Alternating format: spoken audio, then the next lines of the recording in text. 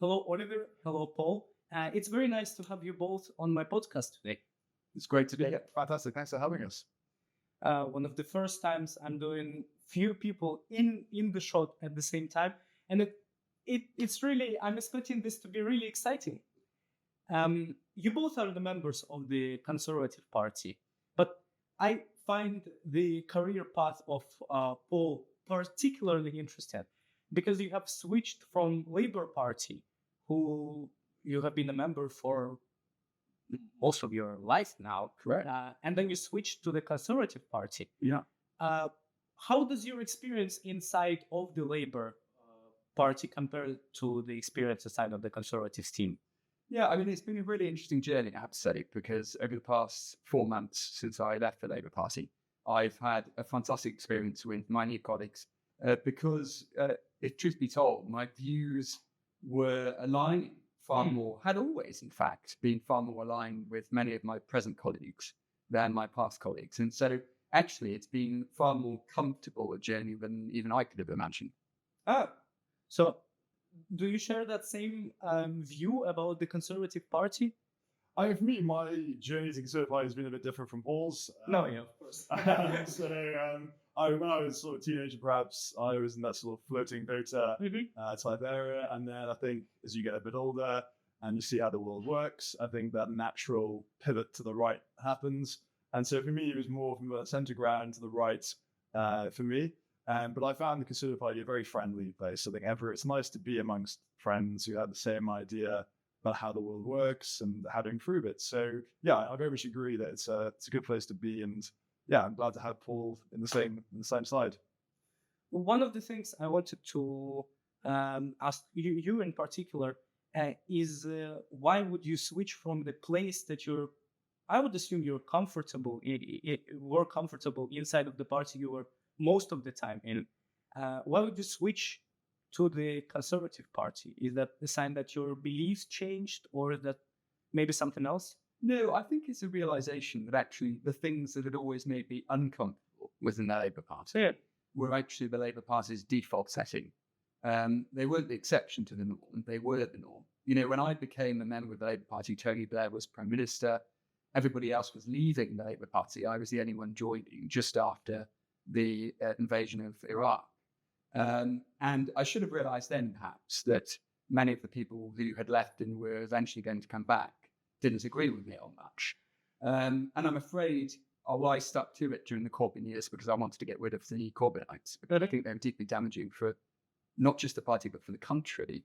I've realized over time that default setting is more representative of the period 2015 to 2019 than it is, say, 97 to 2001. And just as an example, one of the things that been triggered was 18 months ago during the Israel-Gaza debate when there was a group called Hizb ut-Tahrir. You might know them, Vladimir. I've never heard about them. They're an organisation who were not previously prescribed by law as a terrorist organisation, but are now. And at the time, they were making all sorts of statements in protests in London, so it's a local issue, about the need for jihad on the streets of London. I happened, perhaps unsurprisingly, to take issue with this, wrote about it online, and got a call from within the local Labour Party saying, Councillor Fisher, we don't think you fully appreciate the charitable nature of this organisation. And some of our members within the group don't think you appreciate the charitable nature of this organisation. Now, Rishi Sunak's government then, a couple of months later, prescribed them as a terrorist organisation. So I was vindicated, and I was right to stand up against it. And the fact that there was an attempt to silence what I was saying online, I think is deeply indicative, I'm afraid, of the electoral incentives that the Labour Party has in London and across the country. Just to be clear, your move to the Conservative Party has happened at one of the most probably inconvenient moments when it could have happened. So is it probably indicative of the fact that you really stuck to your beliefs and you really wanted a fair change to the country? I mean, it's kind of you to raise this, Vladimir. I think I would, of course, say that is right. Regardless of what people think, the reality is the Conservative Party seems to me stands up for the things that I stand up for, which is on foreign policy, supportive of our allies on local policy and national policy, trying to be fiscal conservatives. There aren't many of those around nowadays. The Labour Party talks a good talk, but it's clearly not walking the walk. And so the Conservative Party is the only and the right home for me in this country. So that's why I joined. Oliver, having heard some of his opinions about, not opinions, but facts about how the Labour Party functions and the reasons why he left, does that really correspond? Is that the way you imagined Labour Party was like, or your imagination of the general structure was different? I mean, yeah. So just for the viewers, Paul and I have actually been friends for a long time. So we're both from Cardiff, and so I've been hearing about sort of the machinations in the Labour Party for many years. So I can completely sort of agree with everything Paul's just said then. I have a few other friends who sort of have affiliations with the Labour Party, and yes, I gather there is a sort of certain sect in the Labour Party that have taken sort of large parts of control over it, and they are moving the country in a direction that is quite far removed from that Blairite sort of New Labour, sort of more centre ground, which I think people in some of those swing voters had felt more comfortable with. I think the idea now that sort of Paul's gone on board with, which I was trying to persuade him for many years, and so I'm glad he's come around. And I think for me, the idea of the Conservative Party is all about sort of low tax, low crime, low immigration, better growth, better education, better infrastructure. And that's what the Conservative Party for me is. And I think if that's what Conservative Party still stands for, whilst the Labour Party seem to be going down that opposite route of heavy government, heavy taxation, supporting lots of different groups with various sort of ethical grounds. And yeah, it's not something, it's not a party I don't want to be part of. So yeah, I think that even though it's the difficult times the Conservative Party at the moment, I think that it's still the right way forward. And I'm going to be honest with you both. One of the things that excites me about having you on the podcast is because I've interviewed some people who were the faces of the Conservative Party before and remain the faces, and they get a lot of criticism because many people say the